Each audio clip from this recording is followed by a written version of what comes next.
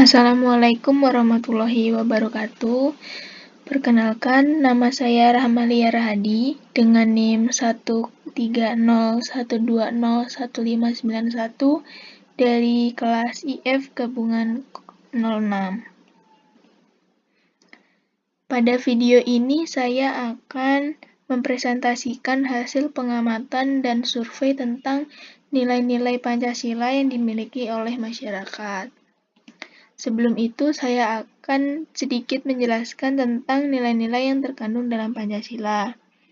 Yang pertama, nilai ketuhanan.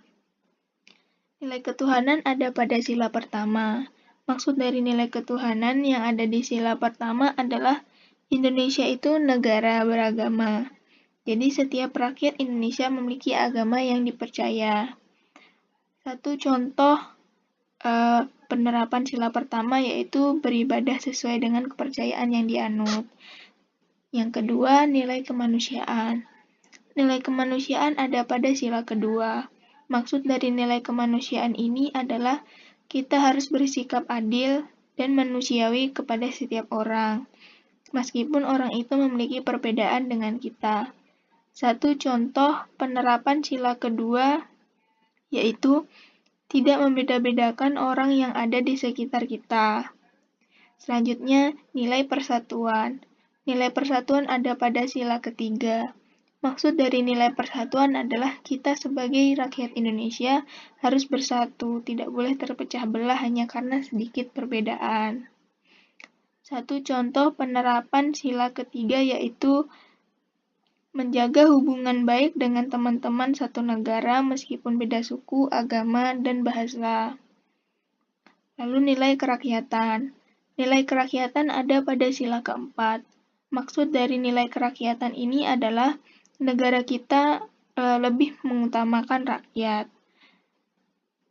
Satu contoh penerapan sila keempat yaitu tidak memaksakan kehendak kita saat bermusyawarah. Yang terakhir, nilai keadilan. Nilai keadilan ada pada sila kelima.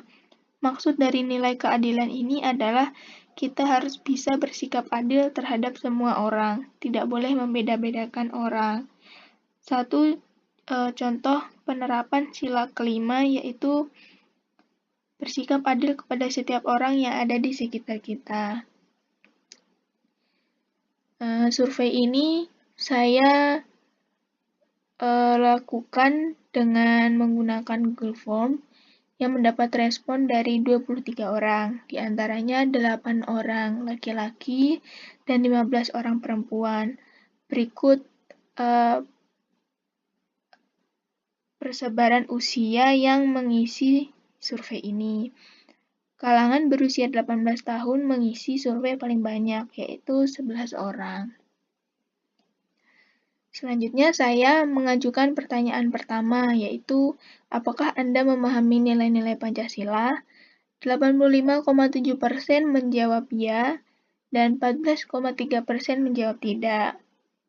Lalu saya mengajukan pertanyaan kedua, sila keberapa yang sering terjadi masalah pada kehidupan sehari-hari Anda? 42,9% menjawab sila kelima. Ini merupakan jawaban terbanyak.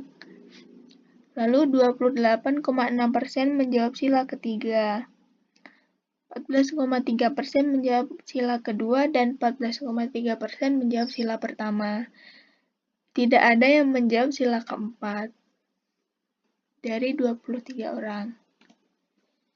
Selanjutnya saya mengajukan pertanyaan apa dampak yang ditimbulkan jika ada orang yang tidak menerapkan nilai-nilai Pancasila? Saya mengambil beberapa jawaban teratas karena jika semuanya tidak muat, yang menurut saya paling relevan dengan pertanyaannya yaitu lunturnya nilai luhur Pancasila yang seharusnya dijadikan pedoman kehidupan berbangsa dan bernegara. Lalu pertanyaan terakhir yang saya ajukan yaitu solusi apa yang Anda keluarkan jika ada masalah terkait dengan penerapan nilai-nilai Pancasila di kehidupan sehari-hari. Lalu saya mengambil beberapa jawaban teratas.